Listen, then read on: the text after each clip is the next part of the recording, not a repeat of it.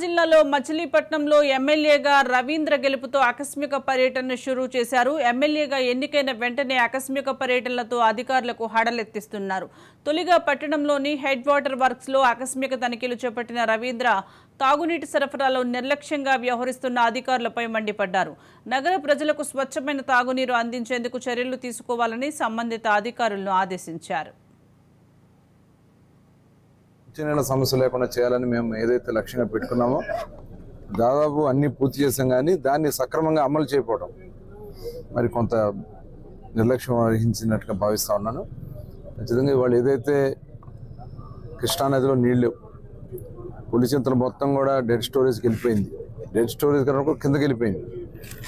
ఇవాళ మళ్ళీ వర్షాలు పడితే కానీ మరి ఎప్పుడు వర్షాలు పడతాయి, ఎప్పుడు మన శ్రీశైలం నిండుతుంది, నాగార్జున సాగర్ నిండుతుంది, ఎప్పుడు ఇక్కడికి వస్తుంది. కాబట్టి ఇదంతా కూడా చాలా ఇబ్బంది జరిగే పరిస్థితి కనపడతా ఉంది.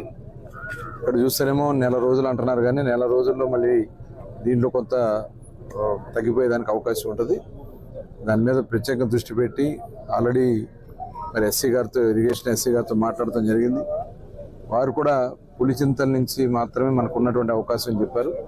దాని మీద ఏఎన్సీ గారితో కూడా మాట్లాడి ఇమ్మీడియట్గా గోదావరి నుంచి పట్టిసీమ ద్వారా పంపింగ్ చేయించి ఆ పట్టిసీమ నుంచి నీళ్లు తీసుకొచ్చి ఇమ్మీడియట్గా దీన్ని ఫిల్ చేయడానికి అన్ని కార్యాచరణలు తీసుకోబోతా ఉన్నాం.